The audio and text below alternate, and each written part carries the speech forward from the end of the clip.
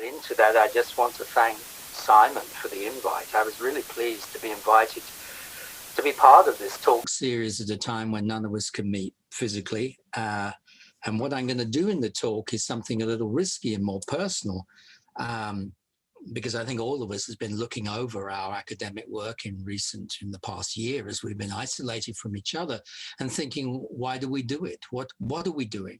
What is the sort of journey we're on with our academic work? And what I want to do in this talk is to share with you some reflections about the course of my work as it's developed over the past 25 years, a period of what seems extraordinary change in media. And I want to share with you my attempt, at least, to answer a question that I often put to myself, which is, what is the underlying thread in all of that work? Is there one? Given that I started as a TV audience researcher, and now I spend most of my time reading about algorithms, databases, platform structures, what is there in common in all this? Is there a consistency? What is it? What questions does that thread raise? So let me get into the slides. There we go. When I think back to what I've been doing for the past 25 years writing, I think the question that seems to underlie everything I've been doing is the question, what is the nature of social order? If societies hold together, what does that mean? In what sense do they actually hold together? And of course, because we're all studying media, what is the distinctive role of media institutions in sustaining, in transforming perhaps, or maybe even worse, undermining social order?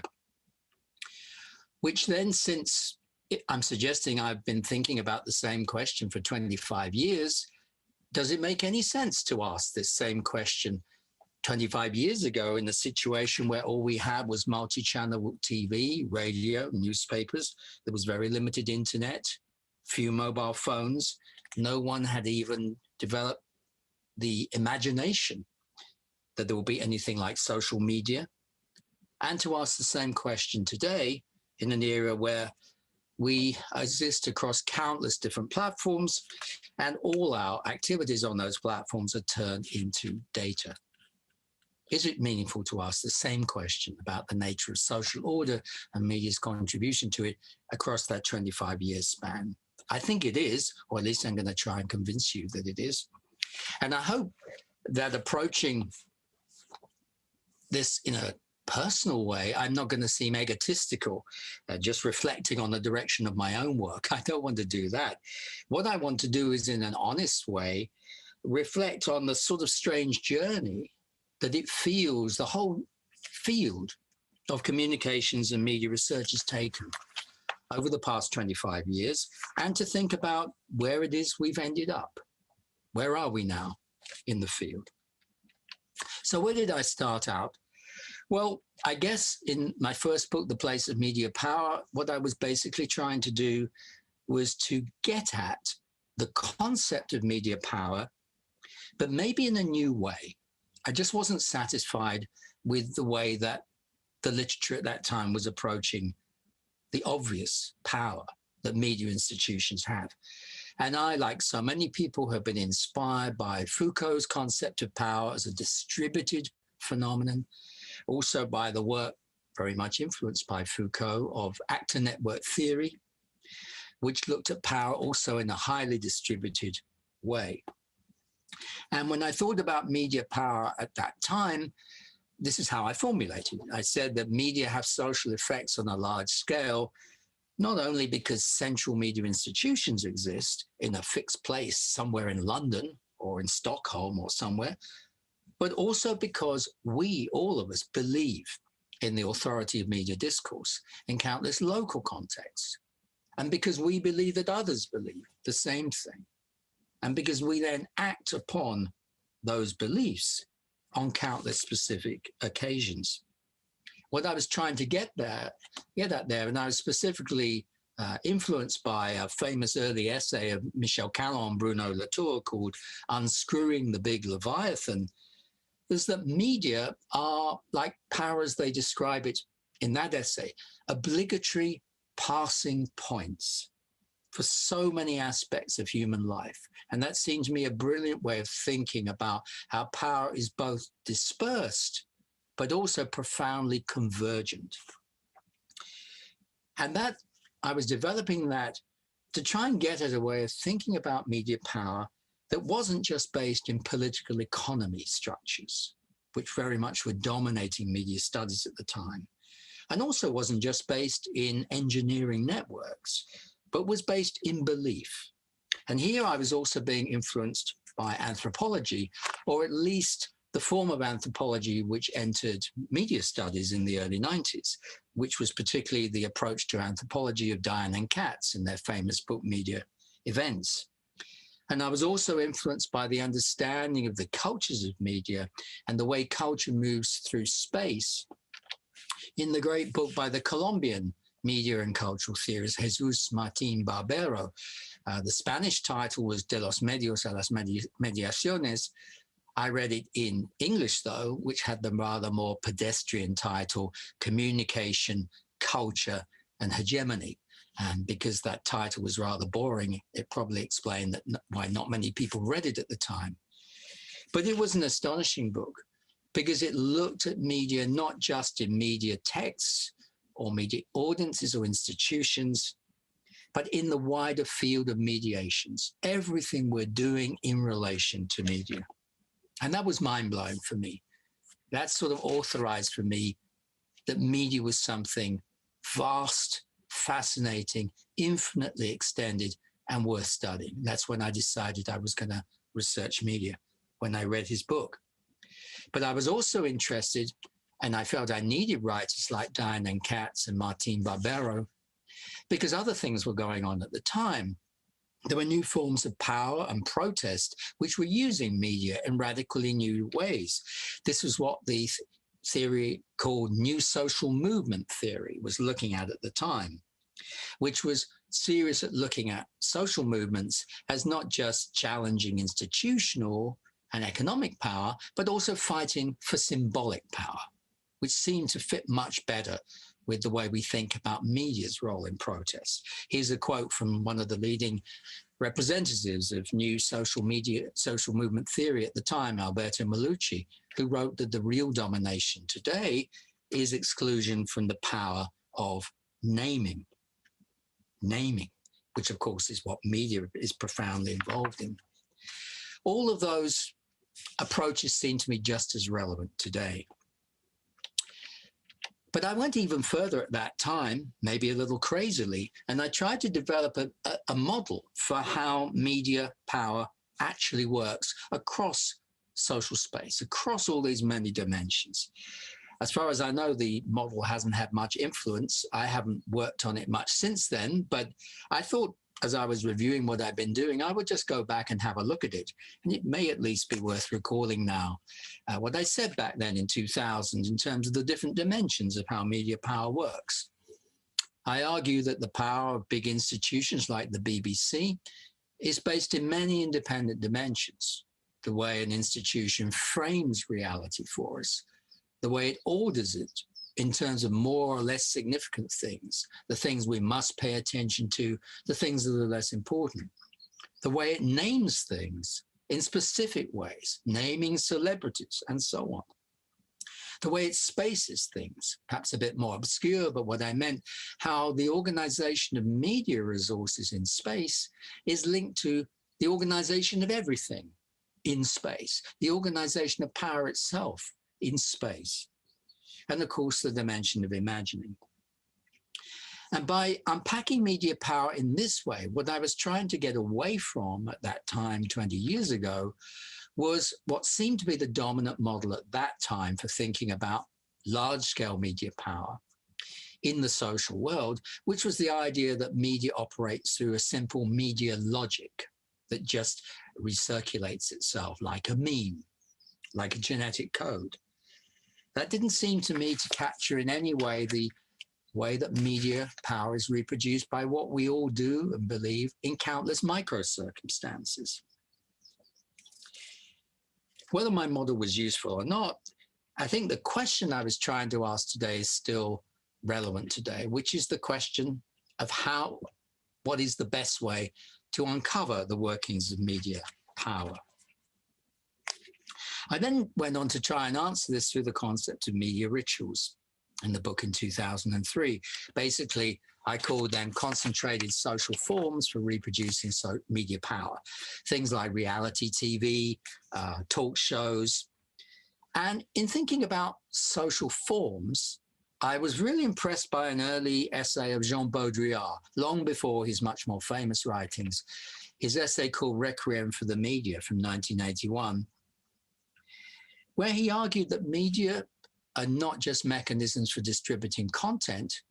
Amazingly, he was anticipating James Carey here because he wrote the essay in French in 1970, that media don't just distribute content, they're forms of life that, as he puts it, induce a social relation.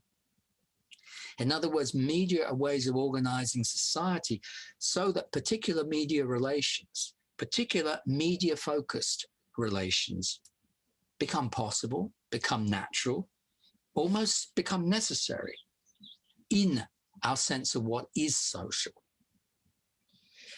And I trace this to what I saw at the time as the myth of the mediated center, the belief or the assumption that there is a center of the social world, and that in some sense it's the media that speaks for that center. And it was for the first time in that book that I made explicit what I now think probably was at my back of my mind the whole time as an underlying question, this question of social order. And in thinking about social order at that time, I took up the position of Emil Durkheim, the early 20th century, late 19th century sociologist and anthropologist who at that time was pretty unfashionable, at least in the eyes of many postmodernists, some post-structuralists. But I thought he was interesting because he was asking this question of social order. And he was taking seriously the possibility that at certain times we experience ourselves explicitly as social beings, as members of something bigger, a shared social whole, when we have that feeling, as he put it, that we're participating in the serious life. I thought at least that was worth thinking about for taking seriously and understanding the impact that television still had over us in 2003 as an institution. Of course, I was writing before, again, we imagined that social media would come along, before YouTube existed, before Facebook existed, before even Google existed. So you could argue that that's all in the past and we've moved on. But that wasn't the way I was using Durkheim. The way I was using Durkheim was to say at least he'd asked the right question about how that sense of social order comes into being, which institutions care about it, are involved in trying to develop the sense that we are part of a social order. What I wanted to do, though, was to be skeptical about whether that order really exists or whether what's more important is the claims that it exists, the way it's constructed for us as what it is we should be paying attention to, which meant that the whole process of looking at media rituals was a deconstructive project. Deconstructing this myth of the mediated center was, for me, an alternative and better way of understanding media power that was more accurate in registering the real pressures towards creating order, claiming there's an order in mediated societies that we live in. Again, this was an attempt to get at the pressures towards order in our societies that media are right at the center of, that are not just about political economy. Pressures that involve media's struggles to socially construct an order, a possibility of order. By that stage, I think I was getting clear what was going to obsess me in my work. At the same time, I realized that media rituals were actually fairly rare. They were special achievements, special moments that were really hard to achieve.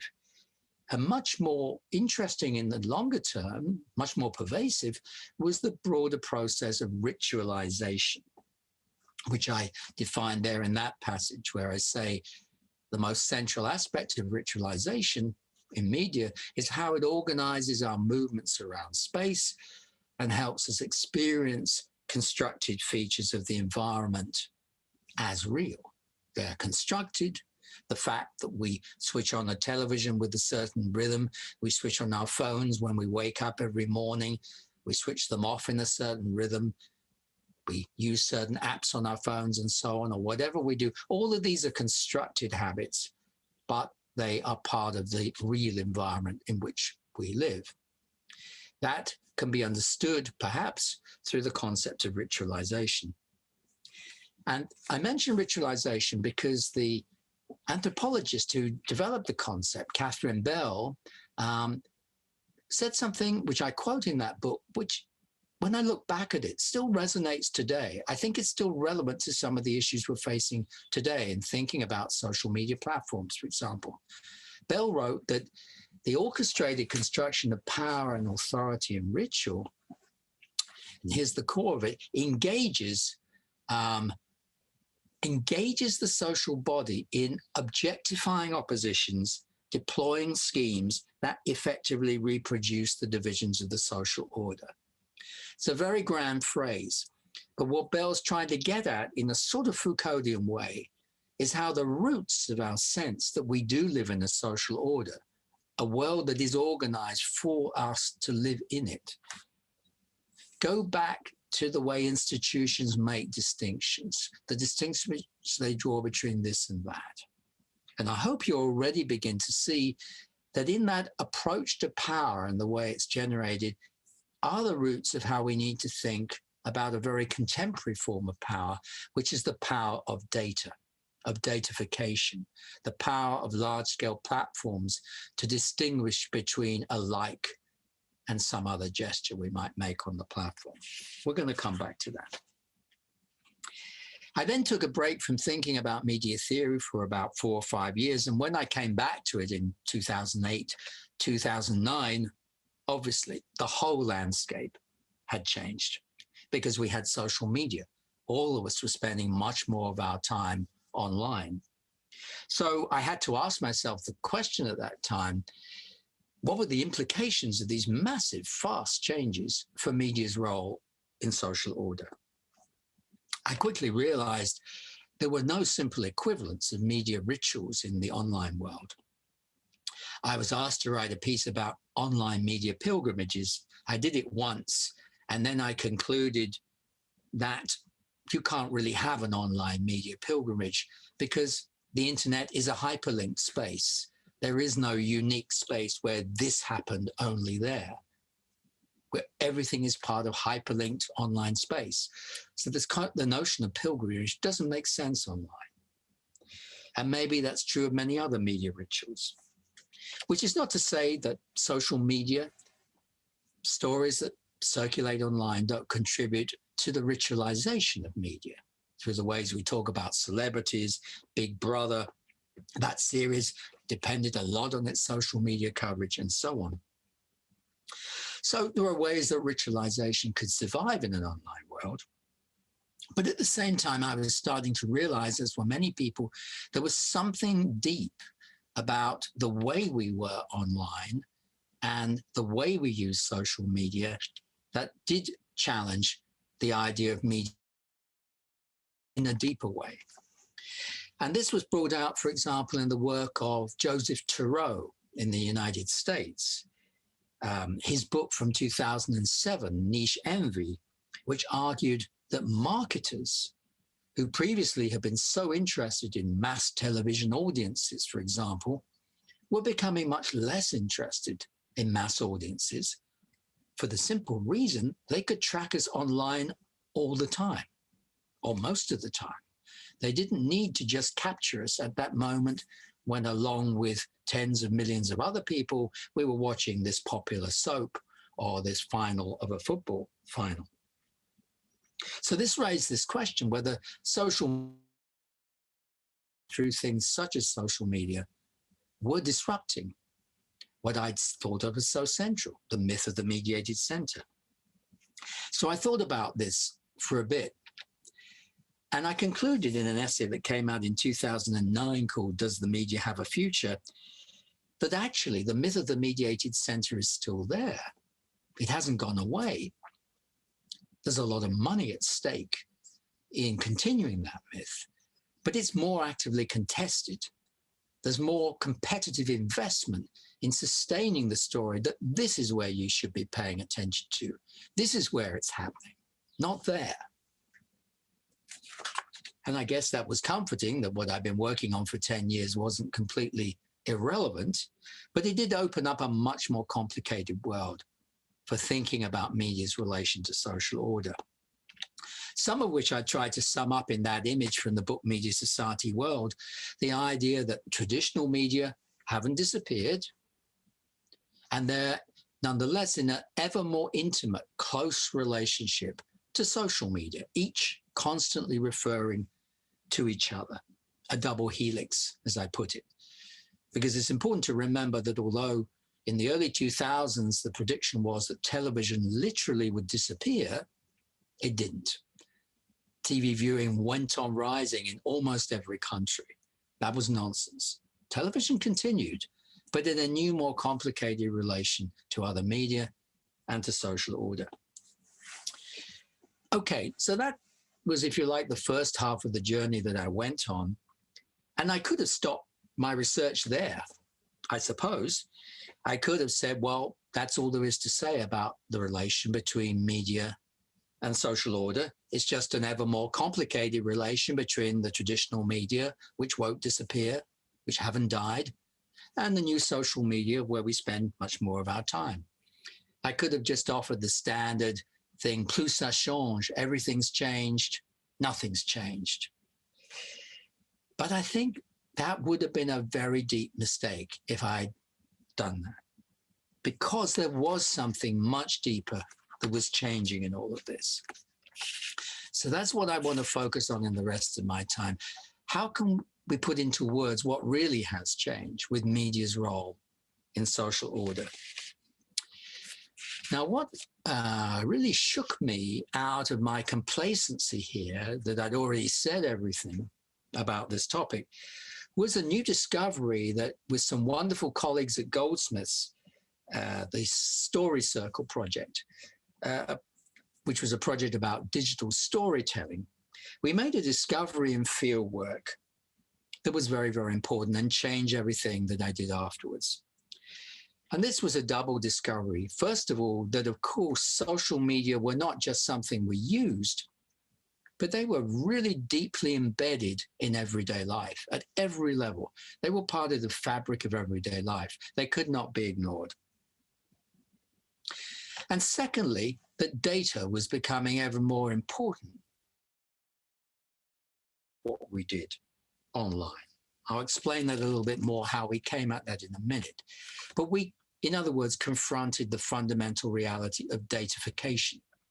And that came as a shock to me because I was someone who hadn't thought about data before then.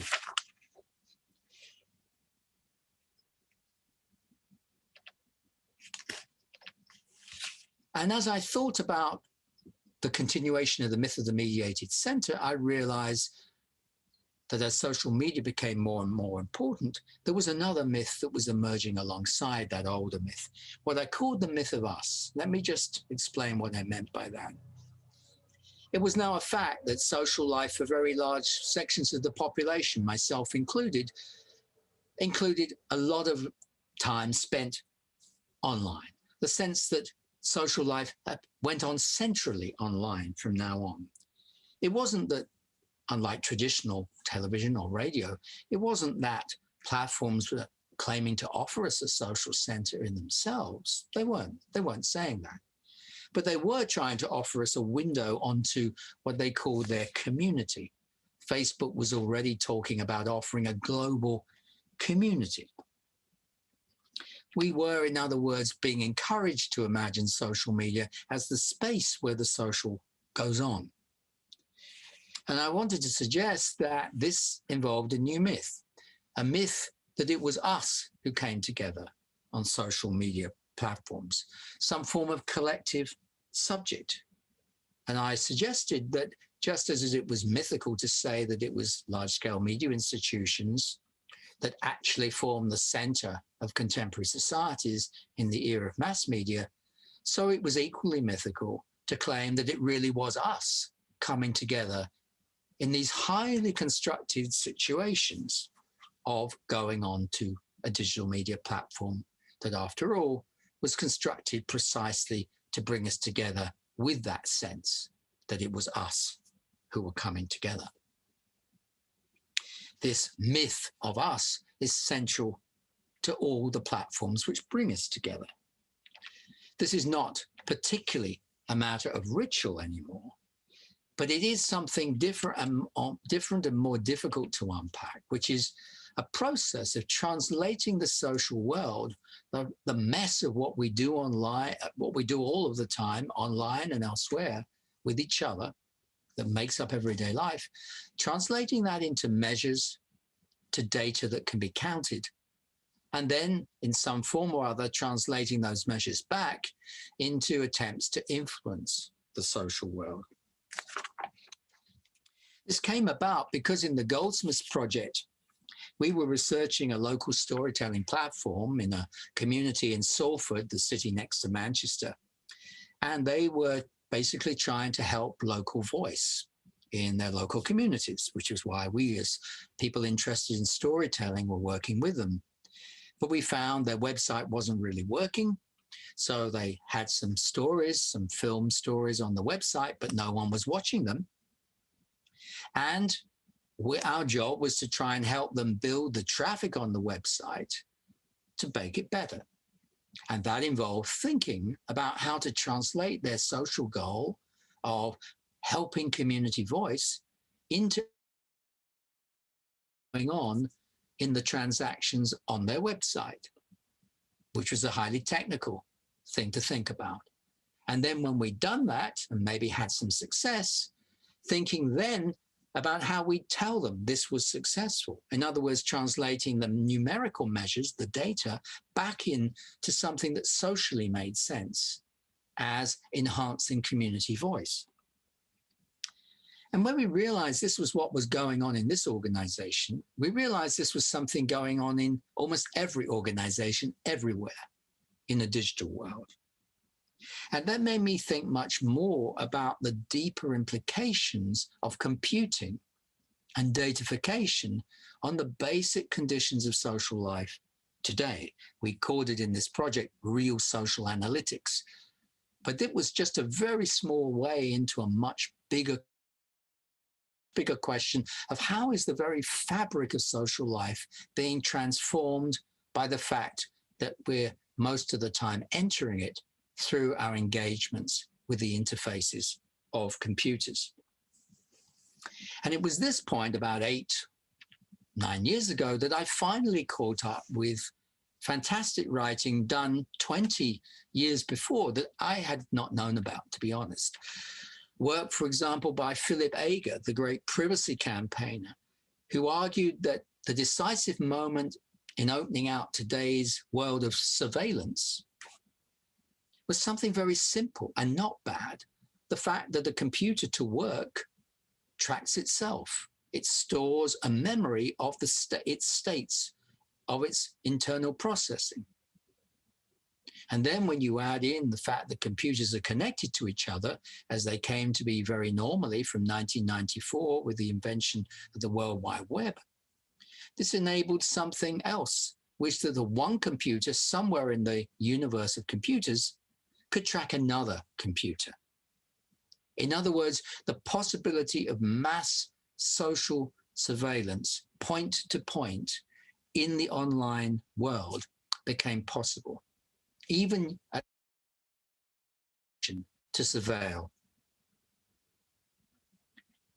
But this made possible the world we now take for granted, the generalized collection of data by corporations. A profound change in the nature of the world made possible by, if you like, the flipping of a simple technical switch that computers track themselves and they can be connected with each other. leading to a world where more and more decisions are based around data collected through those connections between computers. And I connected that with an insight of another person whose work I had completely neglected. It was far outside media studies, Oscar Gandy. His fundamental early work on marketing data and how the role of data, credit card data and others, is always to discriminate. It is always social and economic discrimination. And as I started to think about this work that I had not really understood, coming from more the mainstream of media studies, and seeing now how it was connected to the question I was interested in, the question about social order, I look back on that quotation from Catherine Bell, the anthropologist that I mentioned earlier, about how ritualization reinforces categories right across social space, and realized this had gone from being something just of interest in the recherche study of reality TV and celebrity culture to a fundamental driver of social change, but seen from the domain of computers fundamentally, no longer just those traditional media that I had started out by studying. So the question now was to think about datafication beyond television. And this is what I guess I've spent the last 7 or 8 years doing.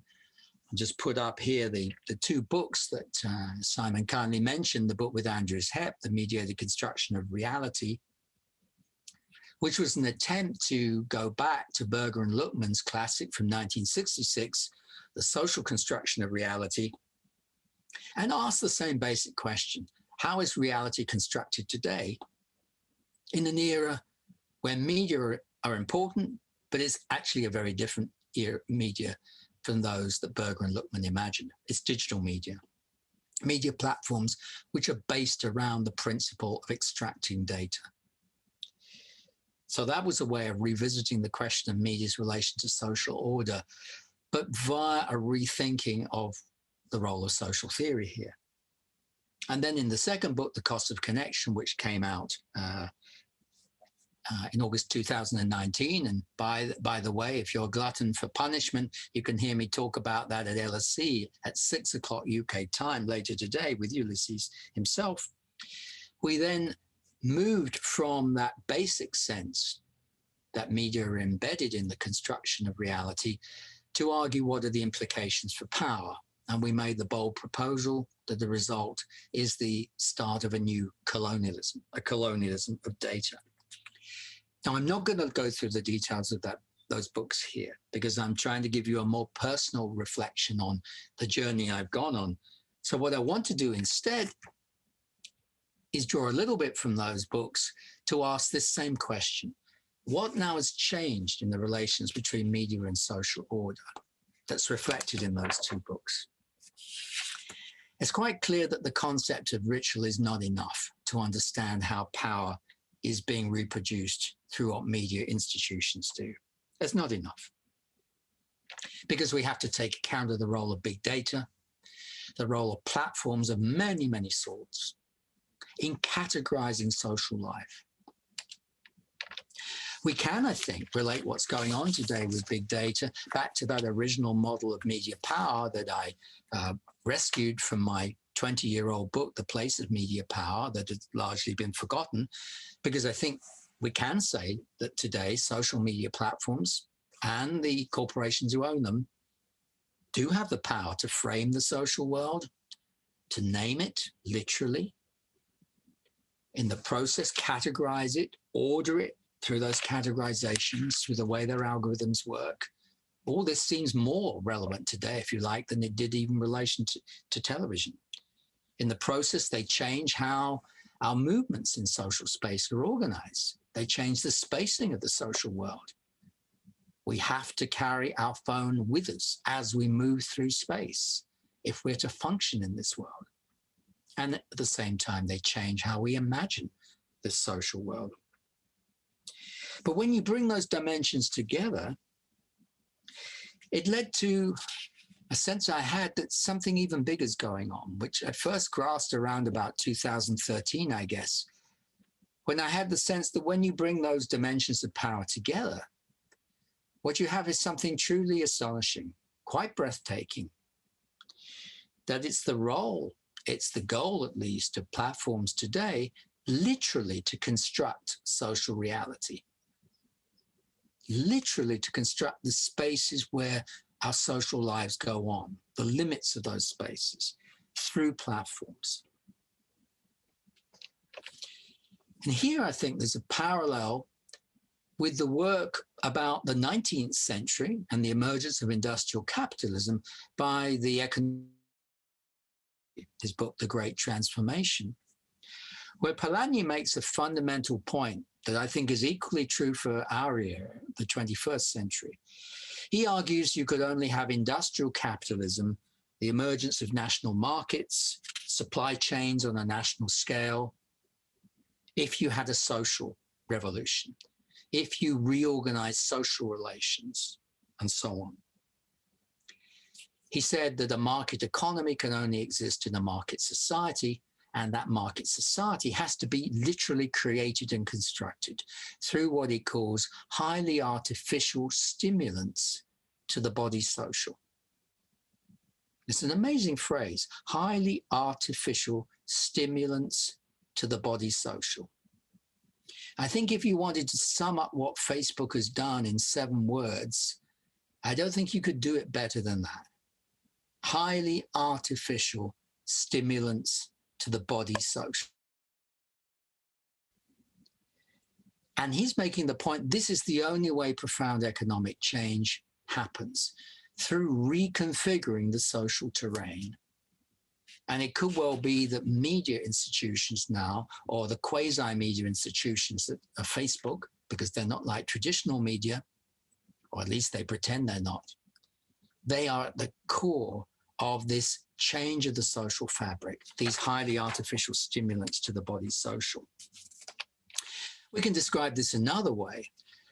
Joseph Van Dyke, next speaker in this series, put it beautifully in her book, The Culture of Connectivity.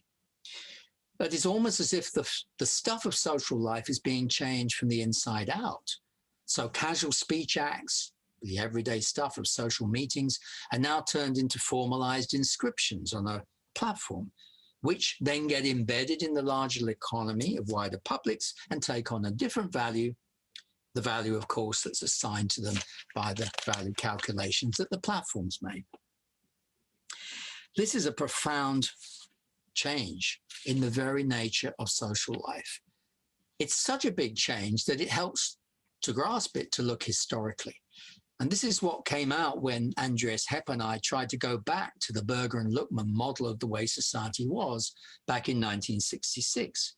And we realized to our amazement that their fundamental assumptions about what society was just didn't work anymore.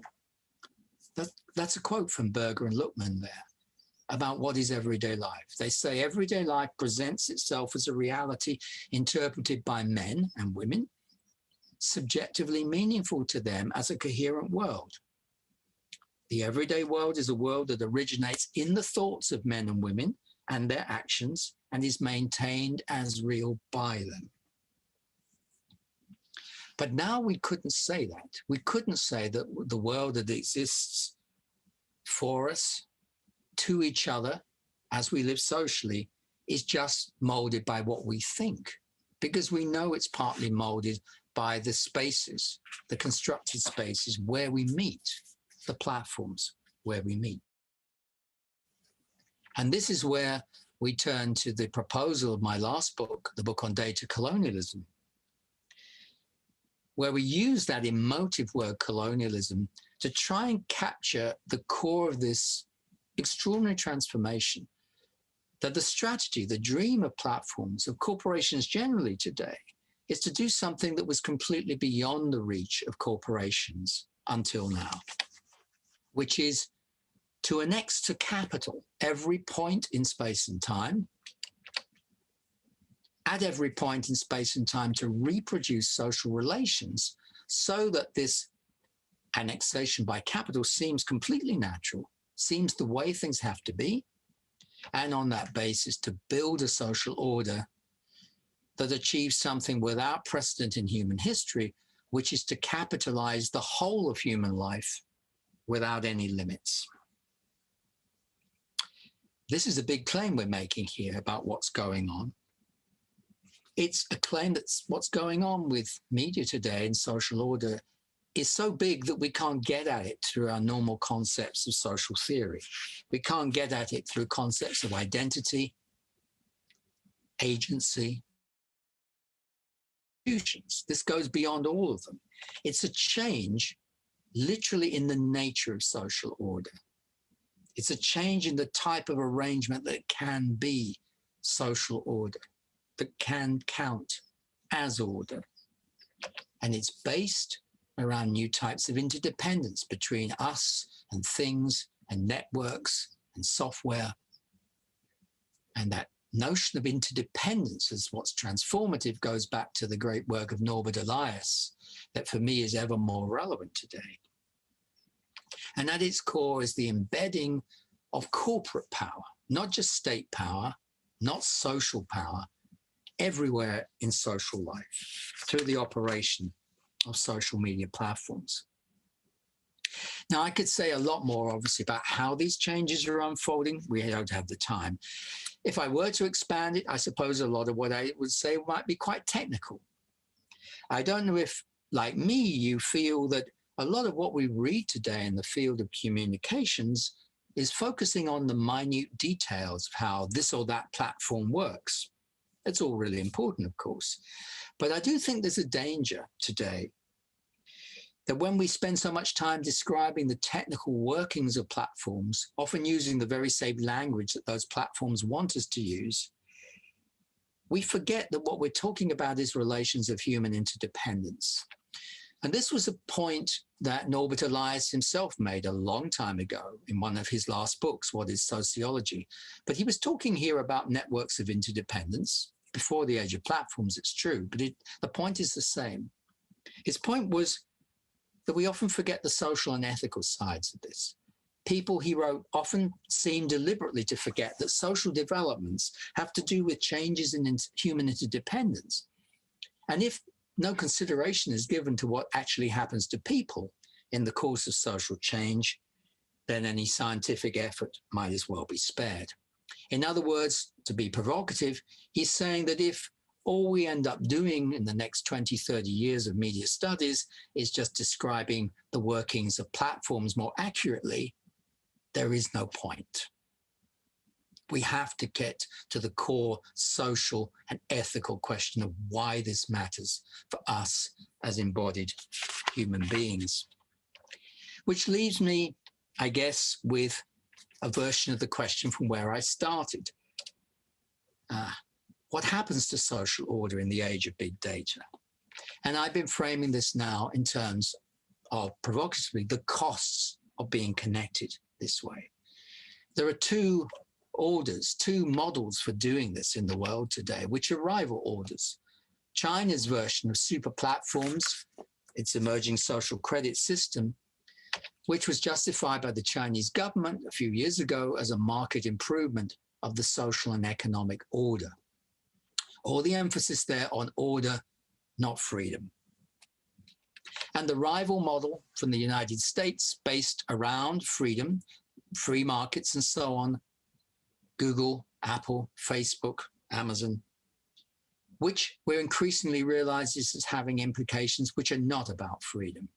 As the US House of Representatives, a very mainstream source, put it in October last year, the implication of these markets and platforms working together is to create dead zones, social and economic deserts in the middle of the supposedly free market economy. And that's potentially having a political implication too. When perhaps we can remember the phrase of the philosopher Ronald Dworkin writing about the George W. Bush era, who asked, is democracy possible here? We're increasingly asking that question about the world of platforms. Is democracy possible here? Even though it seems at the same time the democracy seems to be speaking through these platforms. This is a very paradoxical state to end up with, but it's where we are. And I just want to leave you with 3 final questions, which I can't answer, but today. One is, how will media institutions be changed by all this? How are they being changed by datafication? Can they be sites of resistance to datafication in some way? Is that still possible?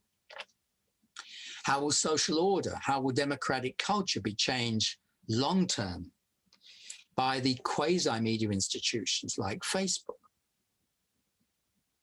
The institutions, of course, that above all benefit from datafication, that are the core of this new shift in social order. And finally, what imaginative responses are needed from us as citizens to these changes? What responses should we expect from media institutions? These perhaps are impossible questions. The reasons why I keep asking these are seemingly impossible questions is the realization that the only way to begin answering them is if we grasp that society today really is not the same society that it was 15 years ago, 25 years ago, which is why it's hard to keep asking the same questions. There's been a profound change in the very nature of society. It's differently constructed, it's differently ordered from the society when I started working back in 1994. And one of the best ways of grasping how it's changed is to think about the implications of all these changes in digital media that we have been doing in communication studies for the past 25 years. So I hope that's sufficient reason to have told you this personal story about what I've been trying to do for the past 25 years. And I very much look forward to your questions and thoughts. Thanks very much. Yeah, I'll pose the first question. And it's more a dilemma that I'd like you to talk about, because once we have you here, it will be super interesting to hear what you have to say about this. And when you talked about what has really changed with media's role in social order, you mentioned then a key element being, aside from datafication, the deep embedding of social media in everyday life. And having been in the area of internet research, as I've been in, for quite some time now, I mean, close to 20 years, I'm not getting any younger, we've always had this discussion about the online versus the offline. Where we have this sort of canonical story about early internet researchers. They conceived of a difference between the online and the offline. And we have these examples like Sherry Turkle's writing about life on the screen, and this idea that on the internet no one knows you're a dog, that idea like on the internet you can be anyone, and so on. And then it's sort of been the common sense that gradually there's been a more intricate entanglement of the online and the offline, but still it has been like a delineated object of study has been what happens on the internet. And whether it's a complete separate reality or whether it's an overlap, there's been some changes there. But I still think that the notion of this deep embedding, or as you and Andreas Hepp write about in the book about the mediated construction of reality, the deep mediatization, it's a really important argument here that I think sort of moves the next step from online and offline being separate for a short while, maybe in the minds of people, to it becoming entangled, and then to it becoming completely floating into being sort of one and the same. And I don't know if this is sounds shocking to you, but being not a media scholar but a sociologist, me and my colleagues can actually get questions like this. Let's say we study, to take an example, like hypothetically, let's say we study anti-feminism, the rise of anti-feminism, and we study this on Twitter, for example. A quite common question to get is, okay, but how important is Twitter? Why study social media? Why bother with social media? If I woke up tomorrow and there were no social media, would it make a difference? And then we say, Well, Couldry and Hepp talk about something called deep mediatization, and they say that there's such an intense embedding that everything, like you said in your talk, we are increasingly engaging with society through this interface. So once we have made that argument, everything is mediatized. Where does this leave us with this new notion of the online and the offline, to put it on its extreme end, to say, so to say, like, if we study politics in a broad sense, what is the value of studies that don't take media into account at all? Attitude studies, interviews with people. How do you reflect on that? Well, it still amazes me that you can buy books about power, for example, textbooks. And I'm a sociologist in a sense by training. That's my instinct. So I'm same as you. But I just happen to be interested all the time in media. You can still find books which don't have media in the index. Literally don't take it as a variable, which I think is absurd. It just means that the role of media has become so reified that it's literally not visible to those writers, which is very strange. But of course, neither of us start from there. I guess we started on the opposite sides of this debate, because when I got involved in studying media, it was television audiences. Although I was trying to look at it in an unusual way, looking at media on the ground, which in a way fitted well when the internet came to be everywhere. So I wasn't a TV scholar, but I was looking at television. So for a long time, I was saying, well,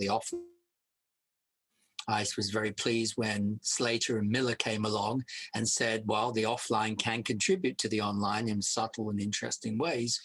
And of course, that was right. Whereas you were coming at it from the other direction. Now I think we can't make sense of that divide. And it's for two reasons. It's both because the online is almost everywhere in almost everything we do. It's in our moment of convening together now, is every time I pick up my phone and speak to my family, with the exception of my wife, who I live with, every other interaction is mediated. And thank God, otherwise it wouldn't be possible as an interaction.